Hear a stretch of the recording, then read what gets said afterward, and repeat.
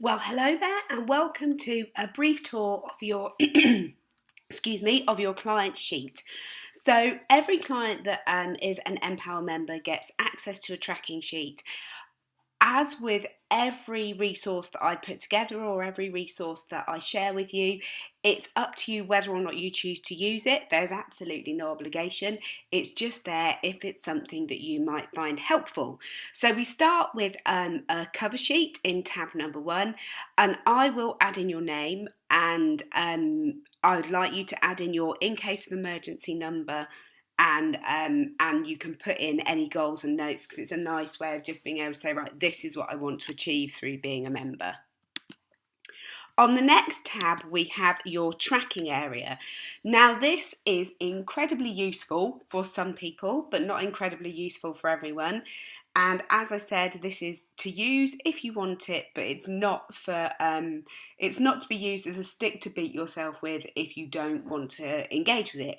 It's really helpful if you are aiming to lose weight, and it gives you an opportunity just to track your intake. So if you ever hit a point where you're not getting the results you want, we can review what you've been doing, and it just gives us an opportunity to check out the data, see what's been going on, and see if we can find any common trends. If you do want to use it, then what I ask you to do is use it to track your weight in the body weight column here in kilos. As you add your weight in, it's going to work out an average for you in the column next to it. Weight loss journeys are always a bit of a lumpy, bumpy journey. So it's not just a smooth progression downwards. It tends to have its peaks and its troughs, its ups and its downs. And it's a really good thing to do to track your average so you can see where you're going in the grand scheme of things, even if you're not getting the results you want on a day-to-day basis. From here, we move on to tracking our calories. Now, this you can take from MyFitnessPal if you want to track it. You can also take your protein, fat, carbs, and fibre. When I provide a nutrition plan, I give you a calorie and a protein target. And as for fat and carbohydrates, that really will be made up through personal preference. I don't intend for you to aim for a particular amount of either fat or carbs. Just make the foods you eat fit your calories and your protein, and the rest will take care of itself.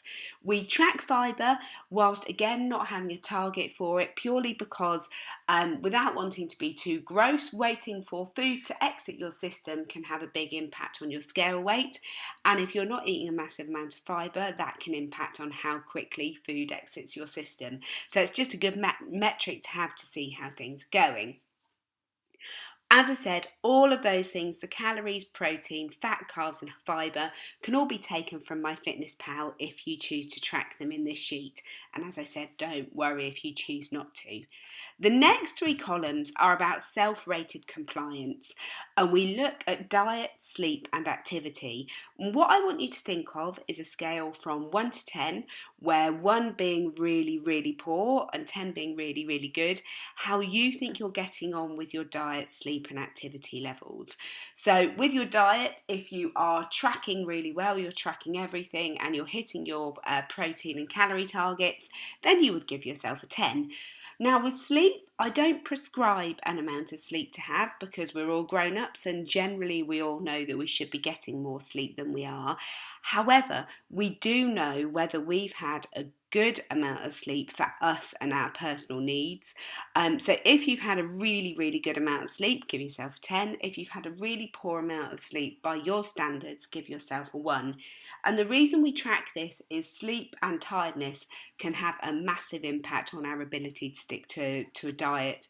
When we get really tired, we tend to crave sugary things because we're looking for a quick energy hit. And if you're struggling on plan, looking at sleep is a really, really easy way of just saying, is there a good reason for what's going on? The next one is activity. And with everyone, what we do is obviously we do your sessions. You've got access to the library of at-home workouts as well.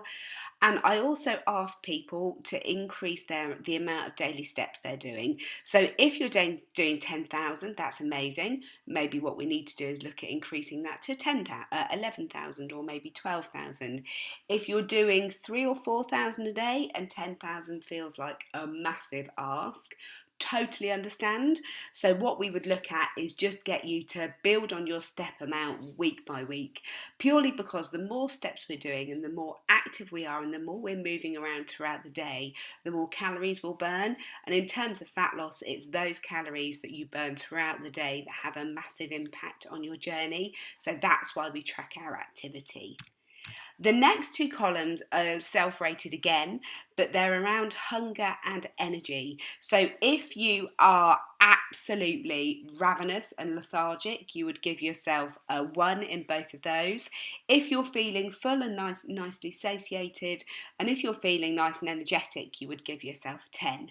And again, if you're struggling to stick to the plan, looking at where your hunger and energy levels are can have a really useful insight into whether the foods you're eating are giving you what you need, whether you're finding that the calories you're on are too low.